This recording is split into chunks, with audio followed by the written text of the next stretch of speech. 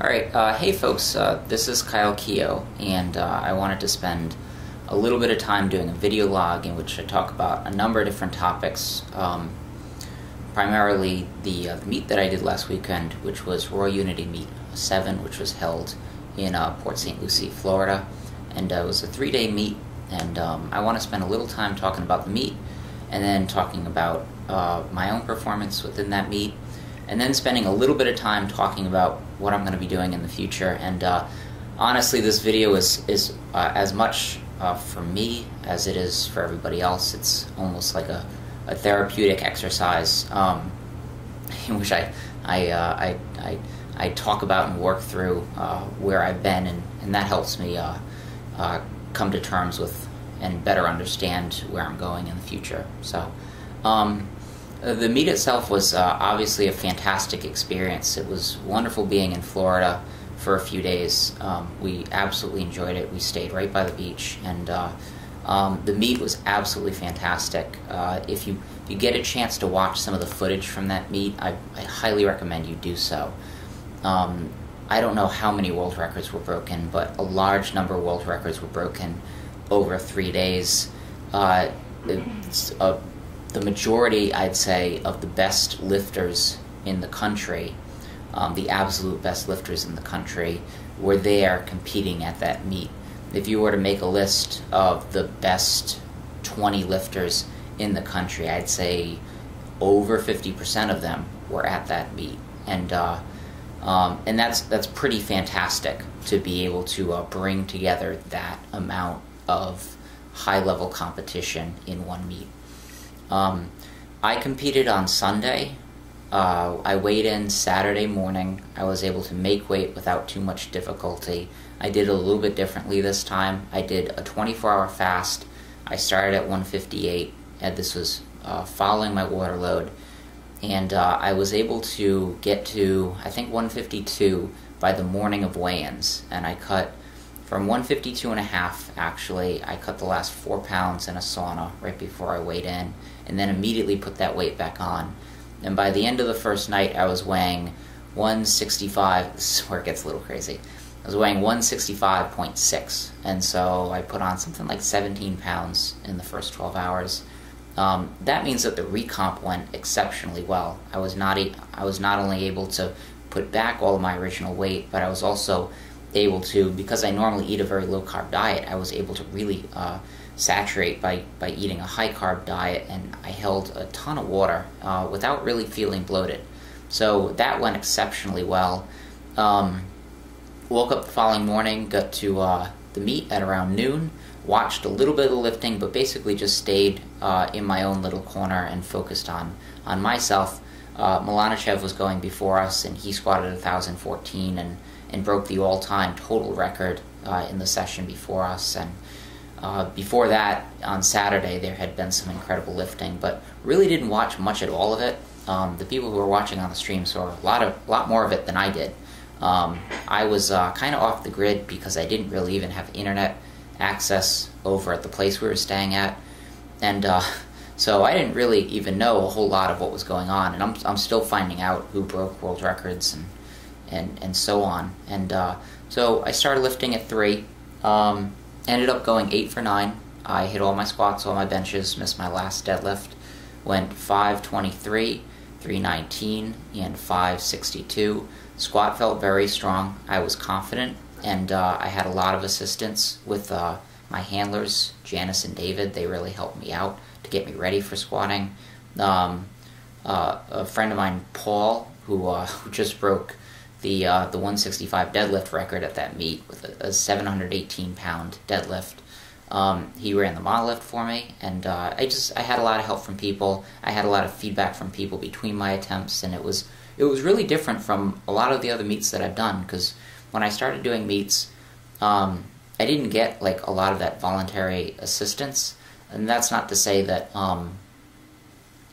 that I was doing meets in areas in which people were any less generous. It was just a different dynamic that took place. And as I've started to meet people, as I've started to become better friends with people, it seems like I've entered into a more tightly knit community. And so I got a lot of feedback and a lot of help. The squats went well. I made a good call on my third. It was tough, but still doable. It was easier than the 507 in November, and Smolov definitely helped me squat that. That's an all-time PR for me, and I think it's like the ninth biggest squat in history in that weight class, something like that. And it's 3.5 times body weight, which is a pretty good number. I've been working towards that for a while. So benching felt obviously as good as it ever has. 319 felt pretty, honestly, it felt kind of easy.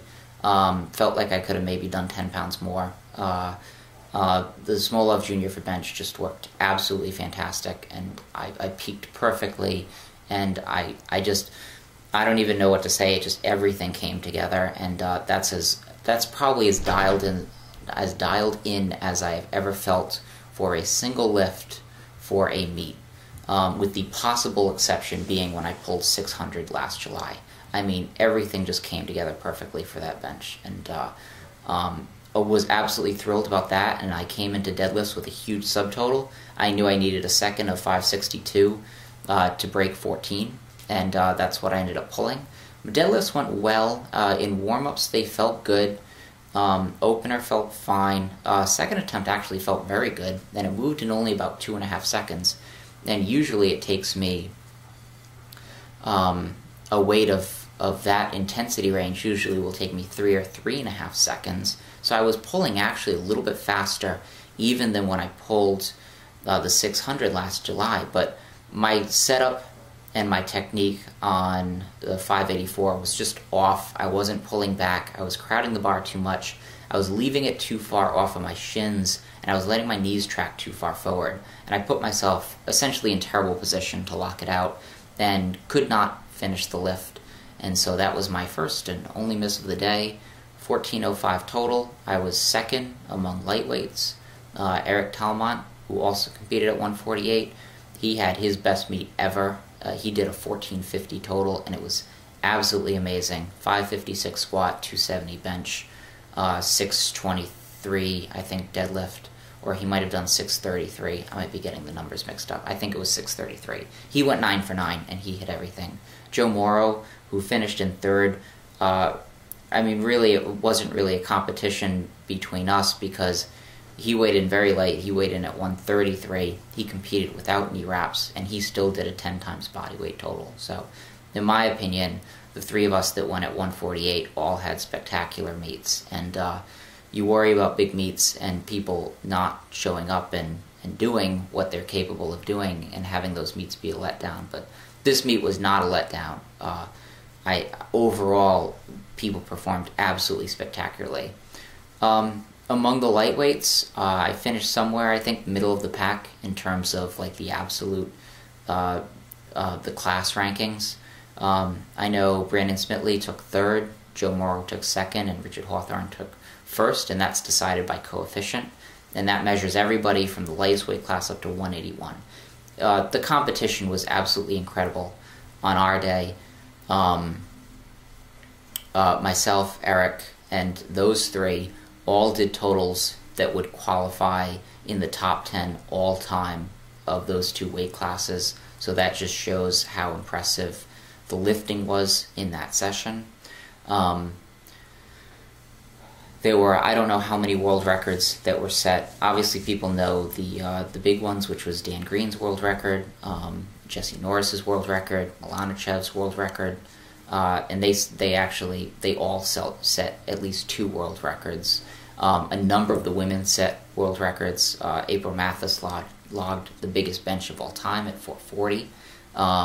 Jill Mills, I think, broke her world record. Jen Rotzinger broke a world record, something like 906 at 114 with no knee wraps. Caitlin Trout broke her total world record. It was just up and down the line. There were just fantastic performances from everyone.